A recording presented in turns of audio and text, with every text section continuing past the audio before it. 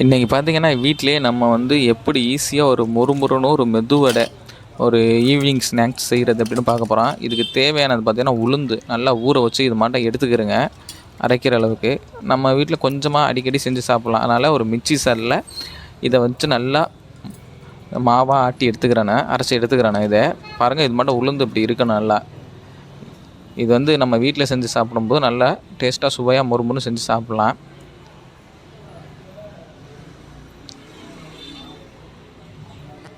இது தேவையான பொருள்னு பார்த்தீங்கன்னா கருவேப்பிலை, முருங்கை இலை கீரை நல்லா சத்து உள்ளது, சின்ன வெங்காயம் நறுக்கிக்கிறேன்னு, அப்புறம் பச்சை மிளகாயை வந்து சின்ன சின்னமாக கட் பண்ணிக்கிறேன்னு, அடுத்தது சீரகம், சோம்பு. இது வந்து நல்லா மணமாகவும் நல்லா சாப்பிடும்போது டேஸ்ட்டாகவும் இருக்கும். இப்போ பார்த்தீங்கன்னா நம்ம மாவை அரைச்சாச்சு. நல்லா உளுந்த இது மட்டும் நல்லா அரைச்சி எடுத்துக்கிறேன். நல்லா ரொம்ப தண்ணியாகவும் அரைச்சி எடுத்துக்கின்ற கூடாது, ஏன்னா தண்ணி அரைச்சா வடைக்கு சரியாக வராது. இதுமான பக்குவத்தில் நம்ம வந்து மாவை நல்லா அரைச்சி எடுத்துக்கிறோம்.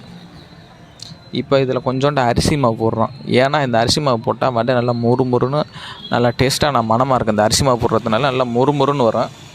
அதனால் நம்ம அரிசி மாவு கொஞ்சம் இதில் சேர்த்துக்கிறோம்.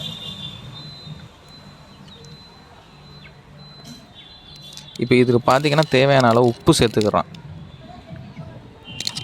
எல்லாத்தையும் சேர்த்து இதை நல்லா பிணைஞ்சு எடுத்துக்கிறோம்.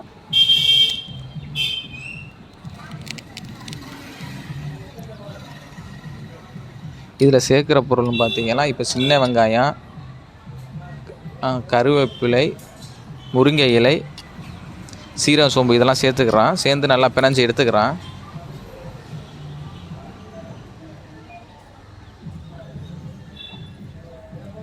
இது மட்டும் முருங்கை இலையெல்லாம் போட்டு இல்லை செஞ்சால் நல்லா இன்னும் டேஸ்ட்டாகவும் இருக்கும், நல்லா சுவையாக இருக்கும்.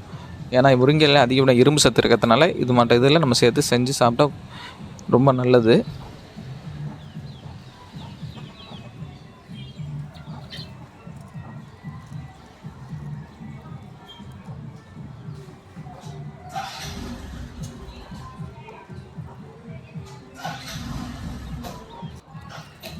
இப்போ பார்த்திங்கன்னா எல்லாத்தையும் சேர்த்து ஒன்றா மிக்ஸ் பண்ணி நல்லா கலந்து எடுத்துக்கிறேன், பிணைஞ்சு எடுத்துக்கிறேன்.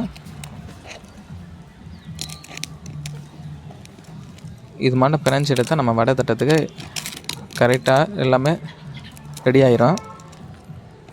இப்போ பார்த்திங்கன்னா நம்ம இது வடை செய்து ரெடி ஆகிடுச்சு இந்த மாவு. இப்போ வந்து நம்ம வடை சுடுற ஏற்றுறதுல நல்லா எண்ணெயை ஊற்றி நல்லா ஹீட் பண்ணிக்கிறோம். வடை தட்டத்து பார்த்திங்கன்னா நம்ம வாழையில் இருக்குல்ல, அதில் இது மட்டும் நல்லா தட்டி எடுத்துக்கிடுவோம். கையில் தட்டி எடுக்க முடியாது, அதனால் ஒரு வாழை இலையில் தட்டி எண்ணெய் தேய்ச்சிட்டு தடவிட்டு இது மாதிரி தட்டி இதில் எடுக்கலாம், ஏன்னா ஒட்டாது.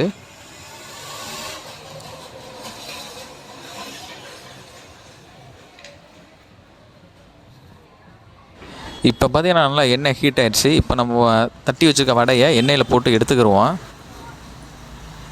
அரிசி மாவு சேர்க்குறதுனால நல்ல வடை மொறுமொறும் நல்ல டேஸ்ட்டாக இருக்கும். ஒரு ஆள் எத்தனை வடை வேணால் சாப்பிட்லாம், அந்தளவுக்கு ரொம்ப டேஸ்ட்டாக இருக்கும் அரிசி மாவு இப்போ சேர்த்து செய்யும்போது.